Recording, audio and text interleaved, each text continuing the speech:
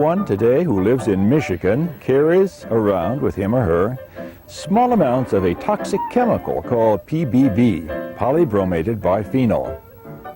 Everyone who lives in the United States carries around with him or her small amounts of radioactive iodine. And everyone who lives in the world carries in his or her tissues small amounts of toxic lead. In each of these cases, the toxic chemicals got there by the same route, through the food chains and chemical cycles of the biosphere. In each of these cases, the chemicals are potentially dangerous to human health. And in each of these cases, and hundreds like them that regularly hit the evening news, fear of the unknown can sometimes turn out to be more harmful than the toxic chemical itself. Well, let's look at what we do know and what we don't know about toxic waste in the living world today. First, we've got to get clear as to just what a toxic waste is. How poisonous, in other words, does it have to be before we call it a toxic waste?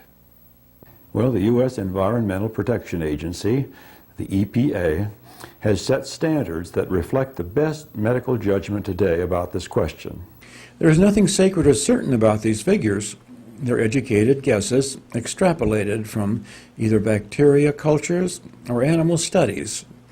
A sample batch of mice or rats or monkeys, for instance, is given very large doses of a suspected chemical. The doses are usually in the form of food, but they can be breathed in with the air or applied to the skin. If health problems result, further tests are made, and then scientists make some estimate of the likelihood that humans might be harmed, even though they get much smaller doses. What is the statistical likelihood, for instance, of developing cancer from PBB? Or birth defects from dioxin? Or lung problems from asbestos? When possible, studies of humans who have accidentally been subjected to the chemical in past work situations or accidents are also made. Or in the case of cigarette smoking, humans who have deliberately subjected themselves to suspect chemicals. Now, there are serious scientific problems with all these studies. For one thing, the suspected chemicals are usually present in extremely tiny amounts. Often the concentrations are expressed in parts per billion. To give you an idea how small an amount that is, if you were trying to find the 1 part per billion of lead in the glass of water you are drinking, it would be like looking for 1 second in 34 years, or like walking around Lake Michigan to find a lost penny. And yet, amazingly enough, scientists today can actually locate 1 part per billion, even 1 part per trillion or quadrillion in a sample of living tissue or a handful of soil or a flask of air. To do it, they use extremely sensitive new chemical techniques like electrophoresis and chromatography. With these new tools, chemists can identify and measure toxic substances that once were totally undetectable. Chemists can be more and more precise about what and how much of any suspected toxic substance is present in the air, earth, water, food, or human tissue. Biologists, unfortunately, cannot be equally precise about the danger these infinitesimally small amounts carry with them. In a few cases, the evidence is strong and clear. Cigarette smoking, for instance, exposes the lungs to a wide variety of toxic substances that almost certainly lead to a much higher risk of developing lung cancer, emphysema, and other respiratory diseases, as well as heart disease. Asbestos fibers, coal dust, and other industrial and mining chemicals, when inhaled or ingested over a long period of time, are known to cause cancer and other severe lung and intestinal problems. Mercury compounds coming from coal power plants enter the food chain and are selectively concentrated in fish. Pregnant women especially who eat large quantities of fish may be at risk. And too high a concentration of lead coming from coal plants, factories, or old paint is known to cause mental retardation and other serious nervous system problems. Other toxic substances that have received much publicity in recent years are known to cause damage in experimental animals under relatively high dosages, but as yet they have not been shown to cause any damage to humans. In some of the most highly publicized cases, like 3 Mile Island, PBB contamination in Times Beach, Missouri, and here at Love Canal in Niagara Falls, New York, many studies have shown no health effects to people in the vicinity. Of course, at the height of the concern here in Love Canal, many families sold their homes to the government and moved out. Others, like the people across the street here, stayed. Now, since there does not seem to be any ill effects on people, families are moving back in. Highly publicized scares popularized in the media by Hollywood stars like Alar and Apple's Agent Orange, electromagnetic fields from electric power lines and electric blankets, cellular phone radiation, and even asbestos in schools have all proved to be vastly overstated. Serious scientific studies in each of these cases have shown few, if any, harmful health effects. So too, long-term studies of Japanese survivors of World War II nuclear bombing have so far shown some effects, but surprisingly little health or genetic damage from their exposure to nuclear radiation almost 60 years ago. Of course, we cannot be certain in these or any other cases that longer-term maladies will not occur. Cancer, for instance, as well as most genetic diseases, take a long time to develop. Of course, it should be noted that threatening though the toxic waste from industry might be, nature is not benign either. In fact, ounce for ounce, gram for gram, nature's toxic wastes are even more potent than the ones we have generated in our factories. In both cases, though, the concentration of the toxic chemical is all important. We are surrounded by natural toxic chemicals and have been for centuries. Pure water can be toxic if ingested in too large a quantity. Many commonly eaten vegetables, fruits, nuts, and herbal teas can be toxic to some people if taken in sufficient quantity. Peanuts and peanut butter can be deadly to some people who are allergic to peanuts. In the 19th century, for instance, babies often died from drinking milk from cows who had eaten the common but deadly weed, rattlesnake root. Many chemicals made by natural organisms, like the deadly botulism, are far more potent than any of the new synthetic chemicals. In fact, recent careful scientific work has found that many, indeed most of our ordinary foods, things like celery, figs, mushrooms, coffee, tea, potatoes, peanuts, rhubarb, herbs, mustard, eggs, butter, lettuce, spinach, cheese, fruit, and all kinds of meat and fish, all of these contain significant amounts of carcinogens and mutagens, that is, of cancer-causing and mutation-causing chemicals. And these carcinogens and mutagens are natural. They have no connection with whether fertilizers, insecticides, or pesticides were used in their production. They are natural to the plants because they were made by them long before there were any human beings to eat them. Plants, in other words, probably all plants, produce an enormous number of toxic substances designed to protect themselves against other plants, against insects, against organisms who want to eat them. A recent article in the journal Science pointed out that the average person each day takes in at least 10,000 times as much of nature's pesticides as he or she does of man-made pesticides. So what can we do then? Stop eating? Fortunately, there is good news from nature as well. Despite the relatively high amounts of carcinogens and mutagens in natural foods, these concentrations are still small enough to apparently not cause much, if any, danger. And more good news, plants also seem to produce many other chemicals that combat cancer, that detoxify poisons, and that prevent mutations. Plants also produce chemicals that help destroy harmful parasites in our bodies. Unfortunately, at the present time, our knowledge of these natural toxic chemicals, as of the man-made ones, is very incomplete. It is enough, though, to give us perspective, caution, and hope.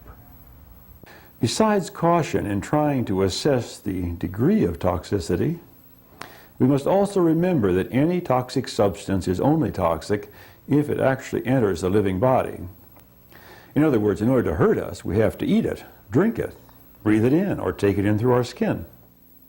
To keep it out, we need a better understanding of food chains and chemical cycles in the biosphere. Now here's a diagram of a food chain that illustrates how a toxic chemical can become selectively more concentrated as it passes through the food chain. Concentrated enough to do serious harm to living plants and animals, including humans, in that chain. A seaside factory had been for many years dumping its waste, which included significant amounts of mercury compounds, into Minamata Bay in Japan. Once in the bay, the mercury was taken up selectively by the algae, which in turn were eaten by the crustaceans, which in turn were eaten by the fish, which in turn were eaten by the humans. And at each step up the food chain, the mercury compounds were selectively concentrated by the living organisms until by the time they were taken in by the humans, the mercury compounds were concentrated enough to cause serious problems. Nervous systems were affected by the mercury. Pregnant women were especially vulnerable and gave birth to deformed children. Here's another example, a diagram of a food chain in Michigan. Again, a mistake. An animal worker accidentally put a bag of a fire-retardant chemical, Firemaster, into some cattle feed. The Firemaster contained the toxic chemical PBB, polybrominated biphenol, which is known to cause cancer in animals. Well, before the mistake was discovered, thousands of cows throughout southwestern Michigan had eaten the feed and concentrated the PBB in their milk. Pigs, chickens, and sheep were also affected. And so too were humans throughout southwestern Michigan, humans who ate the milk, pigs, chickens, and sheep. Fortunately, in this case, the amounts were small enough that as yet no human health problems have shown up. In order to protect humans, however, the Michigan mistake did result in huge economic losses. Over 23,000 cattle, 1.5 million chickens, and thousands of pigs, sheep, and other animals had to be sacrificed. Losses to farmers, insurance companies, and taxpayers were enormous. One of the most serious forms of toxic pollution may come from old and new landfills, dumps as they used to be called. We know that over past decades, industrial companies, as well as municipalities and individuals, have regularly used landfill sites to dispose of their wastes. The EPA has now identified over 15,000 of these waste disposal sites as being potentially hazardous. 419 of them are especially hazardous, and 20 they classify as high-priority time bombs. One worry is that leaking drums in mass burial sites will leak toxic chemicals into the water table. This means they will get into our wells, our rivers, lakes, and the ocean, which means they may be taken up and further concentrated by living creatures, and who can predict what and how much harm will result. What can be and is being done to prevent possible harm to the biosphere? Now, no two waste sites are exactly alike. Many have an alphabet soup mixture of chemicals. Some of these are relatively harmless, and some are very toxic. Other problems are confined to a single toxic waste. Some sites are on relatively impervious clay. Others are near the water table, or rivers, or lakes.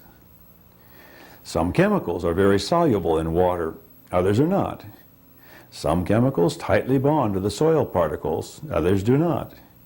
Some are easily taken up by plants and animals, and others are not. Some are harmful on contact with the skin, and some are not. In some, we just have... And so as the problems are different, the solutions have to vary. Some solutions can be as simple as moving drums from a poorly situated site to a well-situated one. Sometimes incineration, burning up, is the best choice. Sometimes a solution can involve covering the waste site with clay first and then putting soil on top. Sometimes, in addition, we need to build walls around the dump. With high-level radioactive waste, the solutions are more. Many Edward Jenner, remember, 200 years ago, found a way to prevent smallpox by injecting a small amount of a natural poison into the body, and thus causing the body to marshal its defenses and become immune to larger doses.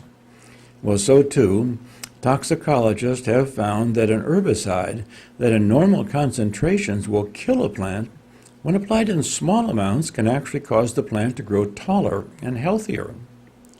They found that rats exposed to small amounts of dioxin actually have fewer liver tumors than unexposed rats. And mice zapped with X-rays lived longer than unzapped mice. Again, a scientific mystery. This is probably not true of all chemicals nor of all radiation, but it is true of some, so we need more research. Now, besides the strictly scientific work, recent economic studies have raised questions about cost versus benefits in controlling toxic waste. A recent study, for instance, by the Harvard School of Public Health calculated how much it would cost, on the average, to save 1 year of life in America. A heart transplant, they found, cost, on the average, $104,000 for each year of life it saves. Prenatal care and childhood immunizations, on the other hand, cost only pennies to save a year of life. Asbestos controls cost $1.9 million to do the same job. Preventing factories from releasing toxic waste into the atmosphere costs more than $2.5 million per year of life saved. And investments in more safety for nuclear power plants and radiation disposal sites might cost as much as $27 million per year of life saved. Well, as in the 19th century, it will take many skills and much new knowledge to protect our environment and our health in future years.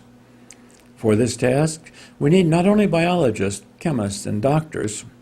Just as important, we need new knowledge in engineering, new skills in the educational, political, and social arenas, and new understanding and support from citizens. And to do an effective job, we need to make progress on 3 fronts.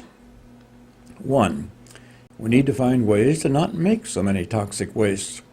And 2, we need to find ways to safely dispose of those we do create. And 3, just as we routinely recycle newspapers, cans, bottles, and other non-toxic waste today, we need to find new and creative ways to recycle toxic wastes as well. And insofar as we succeed in this last task, what we look on today as toxic waste sites, full of scary-sounding chemicals and powerful radiation sources, may well turn out to be valuable natural resources for the technologies of tomorrow.